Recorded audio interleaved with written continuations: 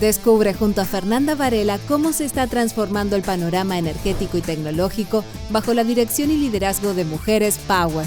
Prepárate para sumergirte en historias inspiradoras y descubrir cómo estas mujeres están definiendo el futuro de la industria. Girl Power comienza ahora. Muy buenos días, sean todas y todos muy bienvenidos a un nuevo capítulo de Girl Power, este espacio semanal donde conocemos a las mujeres que están liderando la transición energética y la acción climática en Latinoamérica. Hoy tenemos un capítulo de lujo porque no solo conoceremos sobre el proceso de transición energética de un país que se ha posicionado como líder en la región, Uruguay, sino que además vamos a conocer sobre este proceso a través de nada más y nada menos que Ariana Spinelli, directora nacional de energía de ese país. Pero antes de presentarla, aunque nos quiera ganar la ansiedad, vamos a saludar a nuestros patrocinadores, al Ministerio de Energía de Chile y a la iniciativa internacional Women Energize Women, como también, por supuesto, a nuestro querido auspiciador Colbún. También les invitamos, como todas las semanas, a que nos sigan en nuestras redes sociales para ir ampliando esta comunidad de Girl Power. En LinkedIn nos pueden encontrar como Agencia Pollux y en Instagram, como también en YouTube, como Agencia_Pollux. Hicimos cortitas las menciones esta semana para aprovechar la mayor parte del tiempo con ella. Ariana Spinelli, quien desde marzo de este año es la directora nacional de energía de Uruguay, del Ministerio de Industria, Energía y Minería, por supuesto, del Uruguay. Ingeniera química de profesión de la Universidad de la República. Cuenta con un posgrado en regulación energética de la Universidad de Buenos Aires y está cursando además desde el año pasado la nueva maestría en transiciones energéticas de la Universidad Nacional de Rosario. Hace 16 años ingresó a la Dirección Nacional de Energía, donde antes de asumir este rol fue gerenta del área de hidrocarburos, formando parte del equipo técnico que lideró esta hermosa transformación energética que llevó adelante Uruguay en estas últimas décadas. Esto entre otros pergaminos y por supuesto otras características que la definen y forman esta tremenda Girl Power. Bienvenida, directora, es un honor que nos acompañe este capítulo. ¿Cómo está usted? Muchísimas gracias, Fernanda. Muy bien, encantada de estar en este programa. Me parece increíble lo que están haciendo en Chile y en el Ministerio de Energía, de crear esta comunidad de mujeres, así que muy contenta de formar parte. Maravilloso, más contenta estoy yo, créame. Directora, vamos a comenzar por usted. Mencionábamos que hace poquitos meses comenzó esta aventura como directora nacional de energía del Uruguay y me encantaría saber qué significa para usted este nuevo rol, además de estar más de 15 años en ese organismo, ¿no? Y sería genial si aprovechamos también esta instancia para poder conocer un poquito más de esta trayectoria que la llevó hasta acá. Bueno, cómo no, les cuento. En realidad yo empecé mi experiencia laboral hace casi 30 años como becaria de investigación en la Facultad de Química. Estuve en unos proyectos en donde se trabajaba en gasificación catalítica de madera. Y luego entré en la industria del plástico de aquí, una empresa importante del Uruguay, donde trabajé 12 años en desarrollo de productos y en calidad y desarrollo de productos. Y un amigo que trabajaba aquí en la Dirección de Energía me avisó de un llamado que había público para presentarse. Estaban tomando profesionales aquí y la verdad es que sin tener mucha idea de qué se trataba esto de las políticas públicas me presenté. Y cuando tuve que tomar la decisión de dejar la industria me costó mucho porque me encantaba trabajar allí.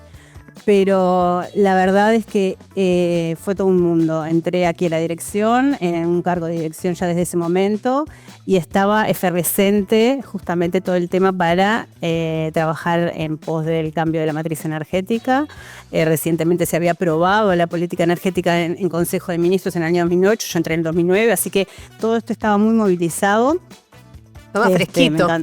Estaba fresquito, me encantó empezar a formar parte de ese equipo y ha sido un camino largo de aprendizaje. Obviamente que tuve que salir a formarme porque estos temas eran relativamente nuevos en el país. Por suerte hoy contamos con otras oportunidades Y bueno, y a formar equipo específicamente en el área de hidrocarburos y como parte de todo esto que se estaba moviendo.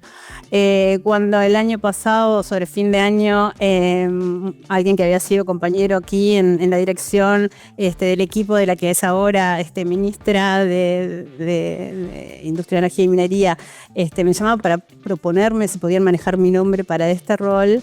La verdad es que no lo esperaba. No lo pensé mucho, fue como un poco más desde la intuición, sentí como la responsabilidad ciudadana de aceptar. A veces me parece que los profesionales tenemos que dar ese paso y contribuir a formar parte de un gobierno. Me parece que en este caso, en el área de la energía, eso contribuye un montón. Si incluso sos parte ya del equipo donde vas a estar trabajando en políticas públicas, se ahorra todo ese tiempo de la transición, que a veces es mucho en un periodo de gobierno. Y además veníamos en una discusión interna, en un equipo profesional que es multidisciplinario aquí en la Dirección de Energía, discutiendo sobre la necesidad que tenía el país de volver a dar la discusión sobre una nueva política energética con un plazo, con una mirada más adelante, digamos la que tenemos vigente es el 2030, queríamos dar ese paso de volver a discutirla al 2050 y qué mejor si poníamos si estaba alguien que ya estuviera embebido del tema. Así que, bueno, es muy reciente esto, recién estamos dando los primeros pasos. También entendí que por ahí era un momento ideal, mis hijos ya están grandes, tienen 19 y 21 años, están estudiando en facultad. Me dieron mucho para adelante en casa para que aceptara y bueno, en eso estamos, rearmándonos porque implicó algunos cambios en la organización y bueno, y felices de poder empezar a trabajar en esto. Y felices, por supuesto, me imagino Uruguay con usted a la cabeza. Además, usted mencionaba que tiene ministra también, mujer, que a mí ya me encanta. Y ahí además sobrepasa desde mi punto de vista, este liderazgo en términos de transición energética que mencionábamos al inicio. También tener a mujeres, a dos tremendas mujeres liderando este proceso, me parece que es un doble mérito. Y entremos entonces justamente en materia, porque al cierre le quiero preguntar con respecto a eso, pero aprovechando de hablar de que conozcan, porque muchas personas acá puede que no tengan mayores referencias del proceso de transición energética que tanto mencionamos de Uruguay y de este liderazgo como un referente en América Latina. Y me encantaría saber, usted que además lleva todo este proceso, como decíamos, desde el comienzo prácticamente, ¿cuáles cree que han sido los factores clave que han permitido que Uruguay avance o avanzara tan rápidamente en este proceso de descarbonización de su matriz? Bueno, la verdad es que hay un número de condiciones que ayudaron al proceso, que ahora después las voy a mencionar, pero hay un elemento que entiendo central en esta experiencia en Uruguay, que fue el haber podido tener una política energética con mirada de largo plazo, acordada por todos los partidos políticos que en ese momento tenían representación parlamentaria. Eso hace una gran diferencia. Se logró dar esa discusión. O sea, nosotros habíamos tenido en Uruguay, se había presentado una política energética en el año 2008, aprobada por Consejo de Ministros, pero en el año 2010 se dio esta discusión y entonces se logró un acuerdo multipartidario que prácticamente obtuvo consenso en la mayor parte de las cosas que se habían puesto arriba de la mesa, alguna diferencia menor, y eso permitió que después el proceso fuera acompañado cuando se necesitaron aprobar leyes o cuando se necesitaron contar, digamos, con la aprobación de los distintos actores. Estaba convenido desde un inicio, que me parece que es muy importante resaltarlo, porque yo lo que conozco más de cerca del proceso de Chile, y yo podría decir que la base es la misma que usted está mencionando, el diálogo, el tener a los actores en la misma mesa, acordando cuál es el futuro del país en este proceso. Qué importante que usted también lo refuerce para que sirva de ejemplos también para otros que quizás se han demorado un poquito más. Totalmente. Y esto también de que fue una política energética hecha por uruguayos para el Uruguay, ¿no? Porque también nos pasa cuando ahora estamos discutiendo en la maestría que estamos haciendo, que es de transiciones energéticas, que no hay recetas. Evidentemente, cada país tiene su realidad y tiene que sentarse a trabajar en la misma. Por supuesto que sirve escuchar estos ejemplos porque hay como cosas macro que me parece que son válidas para todos los casos, como esto de poder dar la discusión entre toda la comunidad política, digamos, y con mirada a largo plazo. Eso sin duda va a servir en cualquier país, pero después hay como elementos particulares que hay que considerar. Y sobre las condiciones que favorecieron este proceso que mencionaba al principio, que entonces acompañaron esto de la política energética, es que, bueno, en Uruguay veníamos de una crisis energética.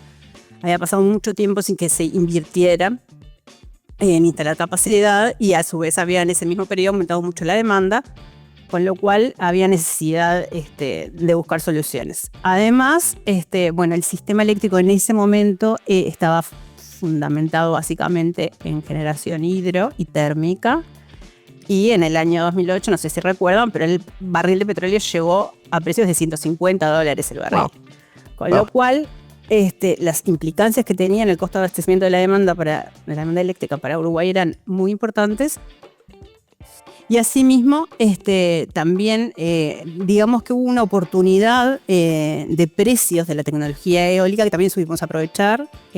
Crisis en Europa, no sé si se recuerda también por ese entonces. Entonces, la tecnología que ya está madura para esa oportunidad y con menos demanda en Europa, empezaba a llegar aquí en Latinoamérica con precios más razonables. Así que, obviamente, eso también lo aprovechamos. Por otro lado, siempre tuvimos una alta participación de hidro, pero vino a cumplir un rol el hecho de poder tener almacenamiento, digamos, a través de la hidroeléctrica para complementar esto que íbamos a ir introduciendo de más energía renovable variable. Exacto. Y por último, creo que bastante importante también, el Uruguay ya contaba con buenos antecedentes en materia de credibilidad institucional, digamos, cumplimiento y respeto a los contratos. Entonces, ese combo de todas estas condiciones, más tener esa política acordada, hizo que pudiéramos transitar este camino de manera exitosa, digamos. Finalmente tomaron las oportunidades, como ya había un consenso de que ese era el camino a seguir, no se dejaron pasar las oportunidades, que me parece que queda súper en evidencia con lo que usted señala. Y si este liderazgo y todo este proceso lo llevamos a porcentaje, a cifra, como usted la acomode, para poder visualizar, quizás acá hay ingenieros que nos están acompañando y se les hace más simple visualizarlo de esa forma. ¿Cómo se compone actualmente la matriz energética de Uruguay? ¿Cuáles son quizás las principales tecnologías que la conforman para que nos vaya guiando ya en datitos más duros?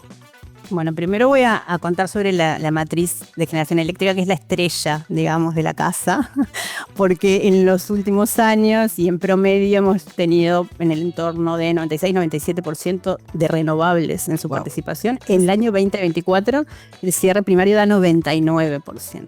Casi un 100% renovable. Casi. Sí. Y está justamente otro de los logros de esta política energética, no solo es ese porcentaje tan interesante para lograr la descarbonización, sino además cómo se diversificó. Entonces, hoy tenemos 42, por ejemplo, el año 24 fue 42% de hidro, 28% de eólica, 26% de biomasa, 3% de solar y solamente un 1% de térmica.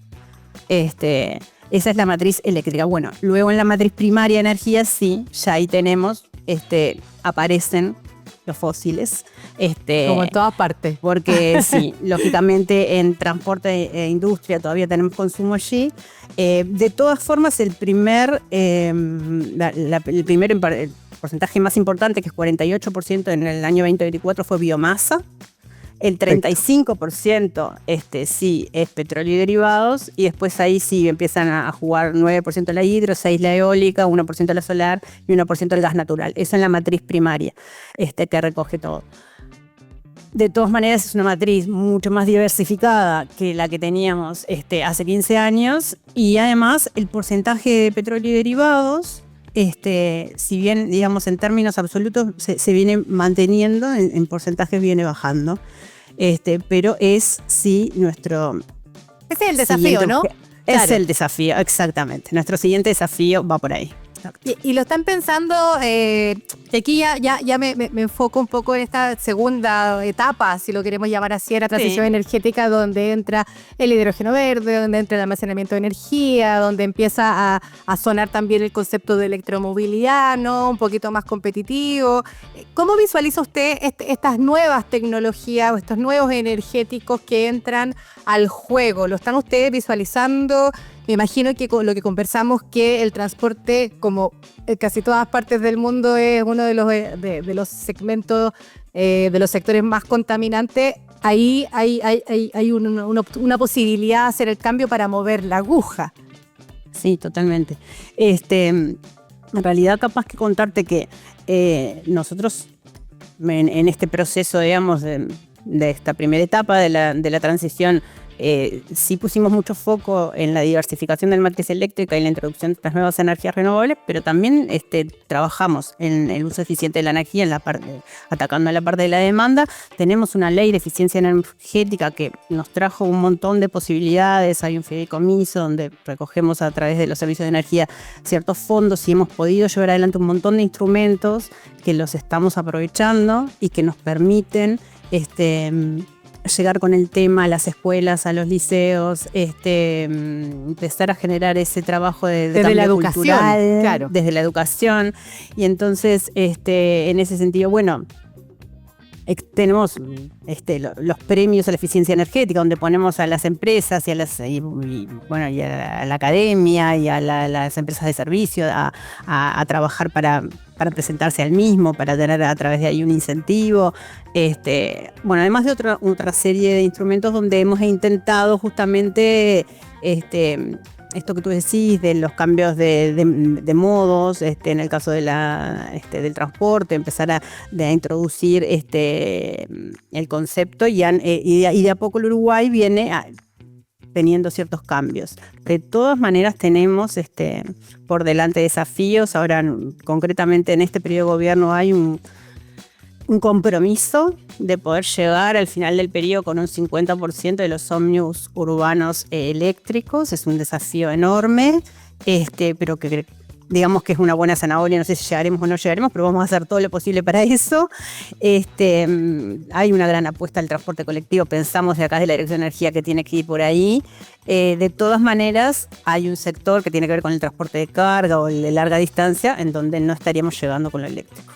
En ese sentido, desde acá, desde la Dirección de Energía, ya en el año 2018 habíamos empezado a analizar las posibilidades del hidrógeno y a traer a las empresas públicas como de alguna manera sucedió en la primera fase de la transición energética. Nosotros no solo contamos con esta política acordada, sino que dentro de la misma hay ciertos ejes que se trabajaron de institucionalidad, donde se pensó esto de que hubiera una dirección de energía que pudiera acompañar el proceso y que se hablaba de la importancia de tener a las empresas públicas para esos primeros pasos, y de hecho así fue, tanto en los primeros, digamos, las primeras experiencias con energías renovables, los primeros parques, pilotos, esos aprendizajes fueron acompañados por UTE, que es la empresa eléctrica acá de Uruguay, y algo similar podemos contar que fue pasando con ANCAP, con el desarrollo de los biocombustibles, ahora con el desarrollo de combustibles alternativos, pensando en la aviación, en lo marítimo.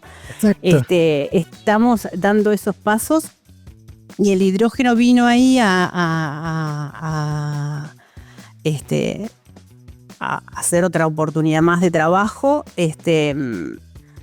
Nosotros tenemos grandes desafíos planteados en torno a esta oportunidad, digamos, que creemos que tiene el país. Se vienen haciendo un montón de estudios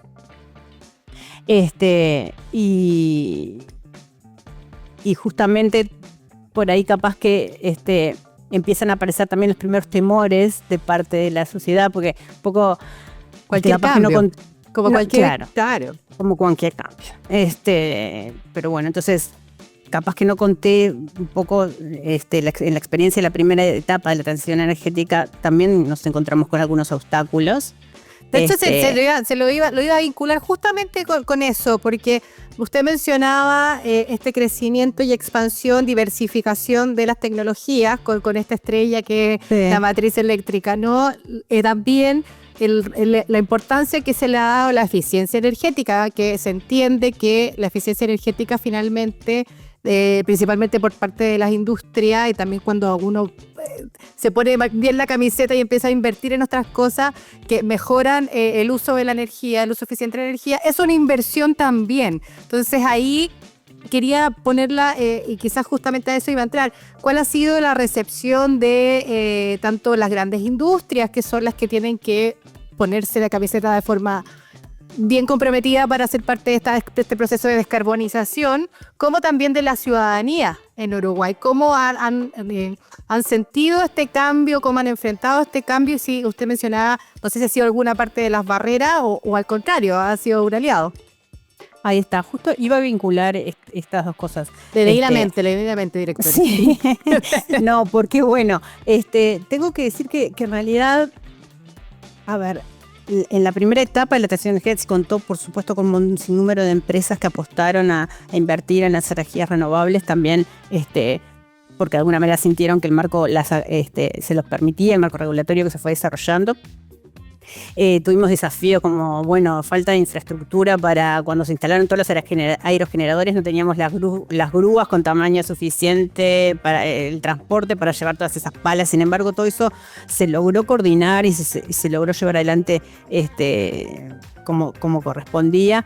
Esto de la estrategia que yo te decía, empezar por proyectos pilotos para ir aprendiendo, para ir ajustando marcos, para ir ganando también aceptación social. Un poco lo que iba es que en realidad no tuvimos grandes problemas con la aceptación social en la primera etapa de la transición energética.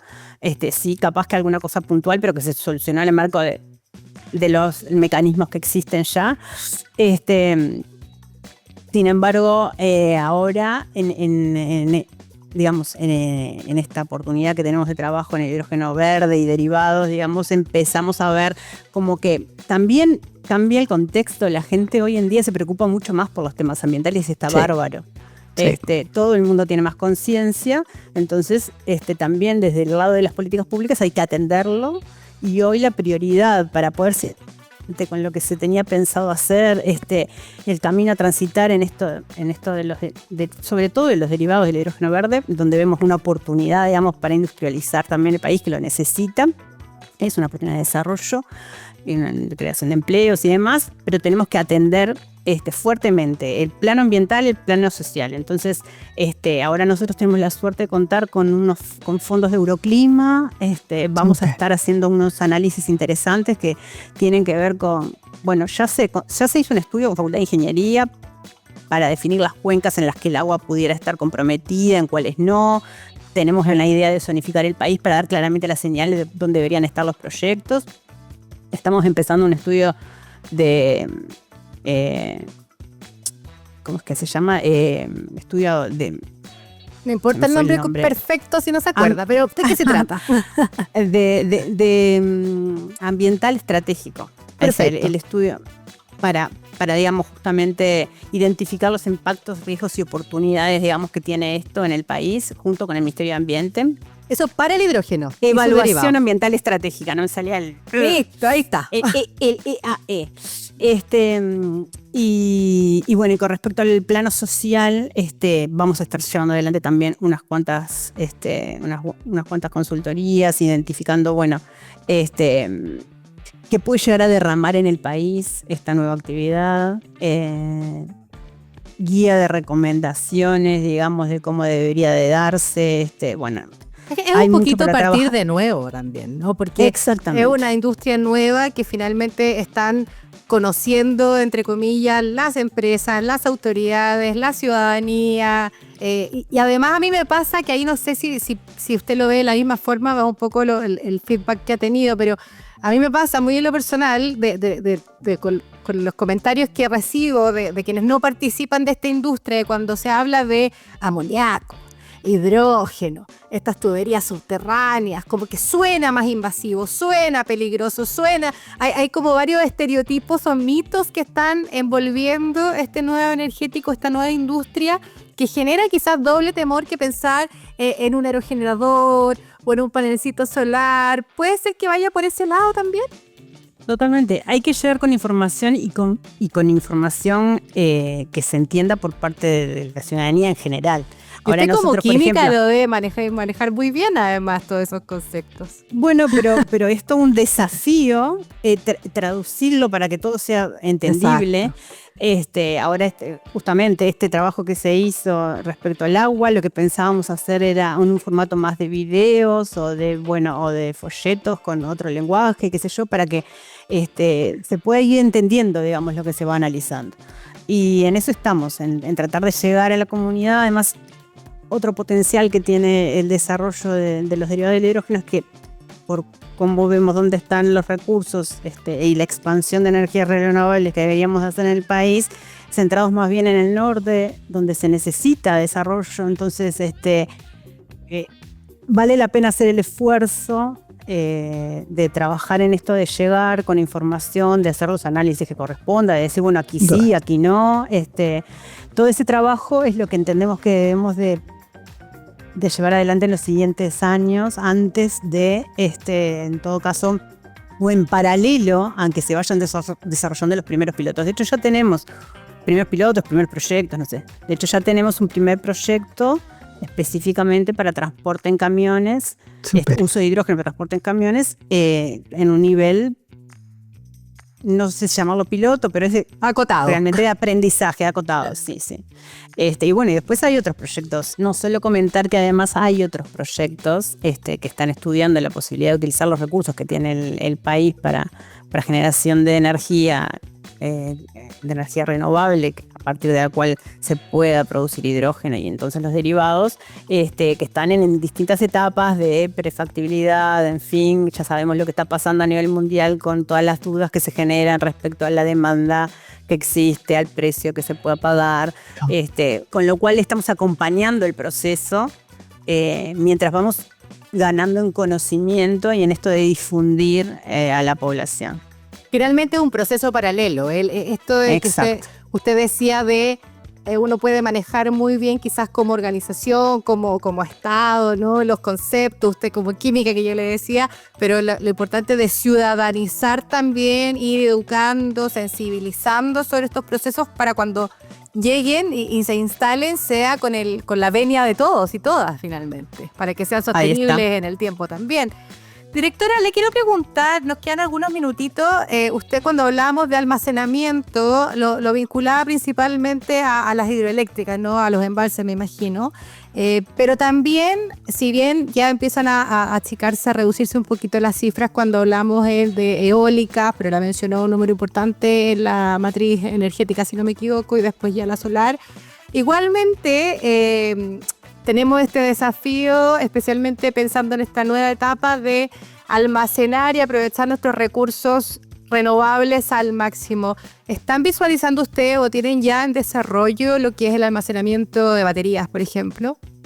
Bueno, estamos estudiándolo, sí, porque ya no tenemos para crecer en hidro, no tenemos, digamos, que expandirnos con más energías renovables variables, con la misma capacidad de filtrado, digamos, que tenemos actualmente, genera mucha presión sobre el sistema, así que la posibilidad de acumular en baterías empieza a ser un tema que necesitamos estudiar seriamente. De hecho, el equipo está en eso, pero no tenemos todavía, no hemos dado el paso, e imagino que en este periodo algún piloto deberíamos de poder estar realizando. Y combinado con lo siguiente, nosotros creemos que el tema del almacenamiento es importante, pero también la interconexión con nuestros países vecinos es la otra pata, digamos. Entonces, hay oportunidades para trabajar, estamos interconectados tanto con Argentina como con Brasil. La posibilidad de encontrar mecanismos para que los excedentes se puedan colocar en los países vecinos, pero no solo de oportunidad, porque justo por un tema económico, sino algo pensado ya como parte del sistema, porque esto va a ir creciendo, es una situación que se nos va a dar a todos los países, digamos. Sí. Entonces, estamos trabajando también en los ámbitos que tenemos de integración regional y es una fuerte apuesta. Así que combinando las dos cosas, esperamos que, digamos, que se pueda transitar este desarrollo de más energías renovables en nuestra matriz. Interesante la interconexión, es un punto que también la OLADE ha reforzado harto. Yo tuve aquí una conversación con Rosilena Lindo, que también nos hablaba de la importancia de poder, si hay una zona que está prácticamente inundándose mientras la otra está en mega sequía, cómo poder pasar esa energía de un lado a otro. Creo que es súper interesante. Claro, lo que hablábamos en ese minuto y que me imagino que también lo visualizan es que genera una solución, pero también cuando uno se vincula a una red de al lado, tiene riesgos también adicionales que hay que aprender a manejar con un poquito de tiempo, ¿no? Tal cual. Sí, tenemos ciertos antecedentes que uno no los puede olvidar, entonces se está trabajando muy fuerte en la integración, eso es bueno. Hay que crear los marcos, hay que crear la confianza. Y tenemos todos para ganar si trabajamos bien en integración, así que debería tener que suceder. Sin duda. Oye, voy a hacer un paréntesis porque mencioné a OLADE, que es la Organización Latinoamericana de Energía. Para quienes quizás no la conozcan, no se queden con la sigla y puedan visualizar, es como la federación, si lo queremos ver en simple, de los países latinoamericanos y el Caribe. Directora, sí, también perdona, cuéntame. No, que también estamos participando fuertemente en la OLADE, por supuesto. ¿La esperamos? ¿Va a estar en Chile para la Semana de Energía? Bueno, ¿no se supone que sí. Ya estuve recién, hace pocos días en Panamá en la preparación de lo que va a ser esa junta de ministros en septiembre-octubre. Y bueno, y digamos que la OLADE tiene un montón de grupos técnicos donde trabajan técnicos de todos los países y que donde en general estamos ahí presentes y digamos, aportando desde nuestra experiencia. Directora, solo al cierre, espero verla en la Semana de Energía. Voy a tener la posibilidad de participar ahí, así que si me la topo en un pasillo, la voy a taclear para poder saludarla fuera de la pantalla. A modo de... No va a ser necesario. A ver si ahí nos cruzamos, que sería una maravilla. A modo de cierre, directora, hemos hablado de esta realidad, esta experiencia maravillosa de proceso donde además que estoy de verdad que encantada de poder conversar con usted porque ha sido parte de este proceso de forma activa, no es algo que le contaron, es algo que usted ha vivido desde el inicio. ¿Cómo visualiza, ya saliendo un poquito de Uruguay mismo, este proceso de transición energética a nivel regional, a nivel de América Latina? ¿Cree que vamos bien encaminados? ¿Cuáles cree que puede ser quizá, además de la interconexión, que usted ya lo mencionó, algunos otros factores que podríamos estar viendo para este liderazgo con todos los recursos renovables que tenemos en Latinoamérica, pero además lo vulnerables que somos frente a la crisis climática? Entonces tenemos como el doble match de ponernos al día y con una velocidad necesaria. Sí, tenemos ese desafío como latinoamericanos de trabajar para la descarbonización. Creo que todos los países en general están aportando cada uno desde donde puede a los objetivos de desarrollo sostenible y tenemos que seguir en esa línea. De todas maneras, la región en general es nuestra matriz regional, es una matriz que está bien posicionada comparada con la matriz mundial en cuanto a energías renovables, pero tenemos muchísimo para trabajar también en esto del acceso a la energía, de que digamos la transición sea justa, de que no quede nadie por el camino. Entonces ahí sí empezamos a mirar país por país, hay situaciones muy muy diversas. De todas maneras creo que en conjunto tenemos para aprender unos de los otros, para compartir, para trabajar en esto de la integración. Ahora mismo nosotros tenemos a nuestro vecino, y ustedes también, Argentina, con este desarrollo del gas natural. Tiene la posibilidad de ser un energético de transición en este camino, digamos, hacia las renovables. Entonces, bueno, de hecho se está estudiando firmemente en el marco de la OLADE está realizando estudios para ese desarrollo, pero después, bueno, están los países más del centro con su integración en energía eléctrica. Creo que es lo que tenemos como continente, hay mucha diversidad. pero eso nos tiene que, digamos, que potenciar. Esa es mi visión. Directora, muchísimas gracias. No le voy a quitar más minutos. No, yo ya me pasé algunos, pero no me importa por porque favor. valió la pena. Muchas gracias por habernos acompañado. Muchas gracias por su disposición y esta linda conversación. No, muchas gracias a ti. Y solamente una aclaración. No solo tenemos una ministra mujer, la directora de energía, las 2 presidentas de las empresas públicas en Uruguay actualmente, UTE y ANCAP también mujeres. Así que nos estamos sintiendo súper empoderadas. Ay, no me nos va a parar encanta. nadie. A mí el tiempo me ganó porque justamente le iba a hablar por este proceso de mujeres en la toma de decisiones. Pero bueno, si las cosas se La están seguimos. haciendo bien con ustedes ahí, me parece que hablan por sí solos. No es necesario explicarlo más.